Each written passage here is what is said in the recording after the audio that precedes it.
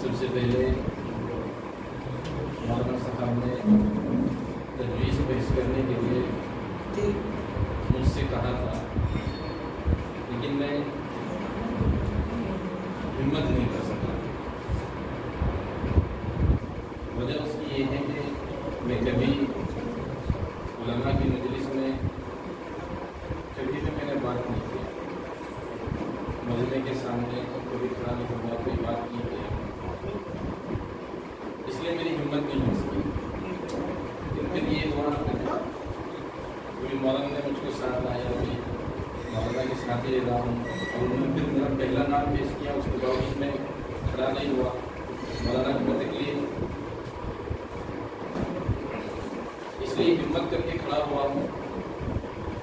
कि सब ने अपने राय पेश की। माशाअल्लाह, अल्लाह हम सबको सही अमल के तौफीक अता फरमाए।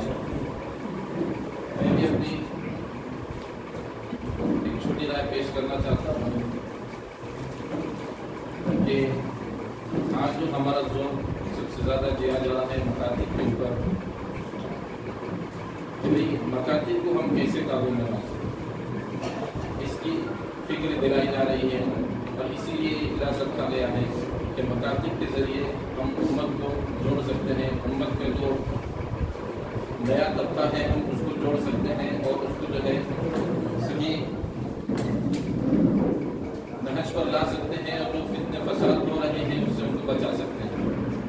यही चीज़ मैंने कर्नाटक के अंदर भी देखा कि वहाँ पर मकातिब के ऊपर बहुत ज़्यादा जोर दिया जाता है। अल्हम्दुलिल्लाह,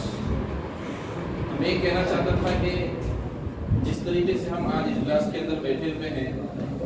और एक फिक्र हुई, एक बात हुई, उसके बाद सबने अपनी तजावीज़ पेश की,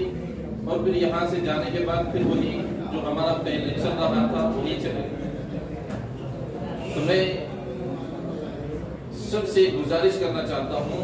कि भाई इसकी फिक्र के लिए सबसे पहली चीज़ ये है कि हम अपने अंदर से लापरवाही को थोड़ा दूर कर दें। जिस तरीके से हमने इस इजलास के लिए फिक्र की, और माशाल्लाह हमारे उलमा इकराम जो जोड़ने के अंदर लगे हुए थे, उन्होंने जिस तरीके से फिक्र की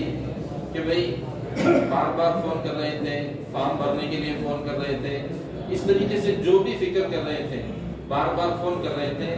यही फिक्र हमारे अंदर मकतब के लिए अगर आ जाए तो इंशाअल्लाह बहुत बेहतर होगा। क्योंकि यही फिक्र मैंने बेंगलोर के अंदर देखा। मैं बेंगलोर के अंदर 7 साल रहा, इमामत करता था वहाँ पर मकातिब के एतबार से अल्हम्दुलिल्लाह बहुत ज़्यादा मेहनत होती है, और बहुत ज़्यादा जोड़ भी होते हैं, और बहुत फिक्र भी होती है। और यहाँ तक मैंने देखा कि सेंटर से, वहाँ जो अल-कासिम सेंटर बना हुआ है, हर हफ्ते मस्जिद के अंदर ज़िम्मेदार आते थे और इस बात की फिक्र करते थे कि भाई आपके यहाँ का मकतब कैसे चल रहा है और कितनी आपके यहाँ पर फिक्र हो रही है। ये अगर फिक्र हमारे अंदर आएगी तो इंशाअल्लाह मकातिब का मामला बहुत काबू में आ जाएगा। और अगर ये है कि भाई ठीक है हम हमारे एतबार से कर रहे हैं, वो उनके एतबार से, वो मोहल्ले वाले उनके एतबार से, तो फिर जैसा चल रहा है वैसा चलता रहेगा, और हमारे इजलास जो हो रही हैं बस हो रही हैं। ये चीज़ नहीं होना चाहिए, बल्कि ये जो इजलास हुआ है इसका कुछ ना कुछ फ़ायदा होना चाहिए। उसके लिए ये है कि भाई हम फिक्र करें, हर मोहल्ले वाले, हर मस्जिद वाले अपनों से बड़ों से मशवरा लेते रहें, फ़ोन करते रहें, और इसी तरीके से बड़ों से भी गुजारिश है कि हम जैसे छोटों से भी बात कर मालूम करते रहें और फिक्र लेते रहें। रोज़ाना की एक फिक्र हो कि भाई थोड़ा वक्त मकातिब के वास्ते कम से कम फ़ोन पर बात हो जाए, और उसके बाद जो है हफ्ते में 15 दिन में मकातिब का दौरा हो जाए। ये चीज़ वहाँ पर बहुत ज़्यादा है, और वहाँ के मकातिब अल्हम्दुलिल्लाह बहुत अच्छे चलते हैं,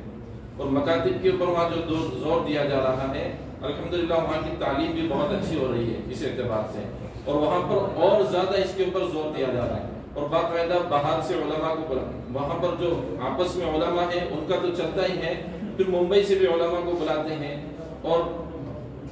اجلاس کرا کر بار بار اس میں بات کراتے ہیں۔ تو اجلاس کرنے سے فائدہ بھی ہوتا ہے جب ان کے آپس کی جو محنت ہے اور آپس کی جو فکر ہے وہ بہت زیادہ ہے،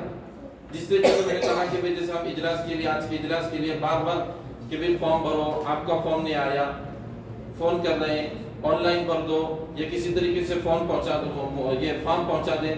یہ سب فکریں دلائی جا رہی تھی، یہی فکر ہماری مکاتب کے لیے ہو۔ دوسری ایک چیز مفتی صاحب نے یہ کہا کہ بھئی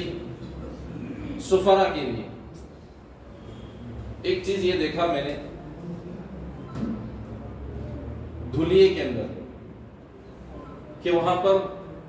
ایک سفیر صاحب آتے تھے، اللہ معاف کرے،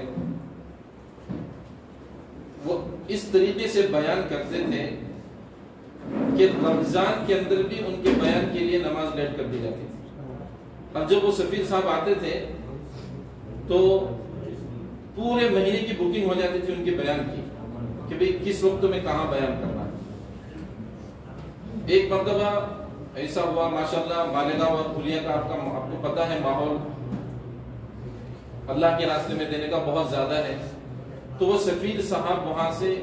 لاکھوں سے روپے لے جاتے تھے۔ ایک مرتبہ علماء نے فکر کی کہ بھئی ہمارے شہر سے کروڑوں روپیہ جاتا ہے،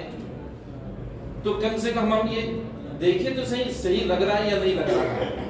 تو وہاں کے علماء نے یہ فکر کی کہ بھئی ایک کمیٹی بنائی جائے۔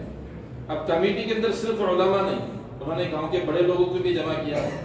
تاکہ بھئی ماحول صحیح رہے، اور جمع کرنے کے بعد ایک کمیٹی بنائی، اور اس کمیٹی کے بعد بنانے کے بعد یہ پورے دھلیا ضلع کے شہر کے اندر گاڑی گھما کر یہ اعلان کرا دیا کہ بھئی جب تک دھلیا کمیٹی کی اجازت نہ ہو کسی کو چندہ نہ دے۔ اب جب کچھ سفیر آئے اور ان کی جب چیکنگ ہوئی بہت کڑکی کے ساتھ، تو انہوں نے فون کر دیا کہ بھئی بہت زیادہ کڑکی کے ساتھ جو ہے یہاں پر چیکنگ ہو رہی ہے، اس لیے احتیاط کریں۔ تو اس وقت علماء نے بتایا کہ 95% سفیر غائب ہو چکے تھے اس سال وہ مولانا بھی نہیں آئے تھے۔ تو انہوں نے کہا کہ بھئی سب کے سب چلے جائیں تو بھی چلتا ہے، لیکن یہ مولانا کیوں نہیں آیا؟ اتنا جید عالم ہے، سب بات کرنے والا، ماشاءاللہ سب کچھ، یہ کیوں نہیں آیا؟ تو انہوں نے کہا کہ کم سے کم چیک کر لیں۔ تو جب فون کیا تو فون بھی بند، تو کمیٹی ان کے گھر گئی وہاں پر، اور وہاں پر جانے کے بعد جب تحقیق کیا تو پتہ چلا کہ مولانا ہر مرتبہ کے چندے سے ایک 16 ٹائر گاڑی خریدتے تھے، اور ان کے پاس 12 گاڑیاں ہو چکی تھی۔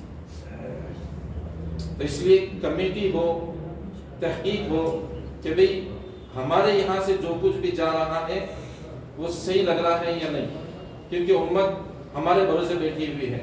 کہ بھئی یہاں علماء ہیں اور علماء دیکھ رہے ہیں، علماء سب کچھ کر رہے ہیں، علماء سنبھال رہے ہیں۔ اس لیے ہم شہر کے بڑوں کو ساتھ لے کر، مسجد کے جو ذمہ دار ان کو ساتھ لے کر اس چیز کی بھی فکر کریں، کمیٹی بنائیں۔ دوسری ایک چیز مفتی صاحب نے یہ کہا تھا کہ بھئی پہلے ہمارے یہاں پر مشورہ ہوتا تھا، طے ہوتا تھا کہ بھئی بیان کیا کرنا ہے، اور اس کے بعد ایک مضمون طے ہوتا تھا اور سب مل کر وہی بیان کرتے تھے۔ یہ بات مجھ کو پسند آئی۔ میں آپ سب حضرات سے گزارش کرتا ہوں کہ پھر سے اس چیز کو شروع کیا جائے تاکہ ہر جگہ ایک ہی بیان ہو اور ایک ہی فکر ساتھ میں ہو، اس سے انشاءاللہ بہت فائدہ ہوگا۔ اللہ تعالی ہم سب کو عمل کرنے کی توفیق عطا فرمائے۔